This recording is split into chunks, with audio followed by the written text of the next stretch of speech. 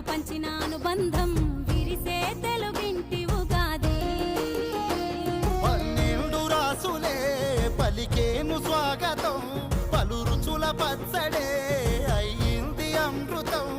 ఈ వేడుకెంతో అద్భుతం. కోయిల పాటల సంగీతం, కొమ్మారెమ్మల కోలాట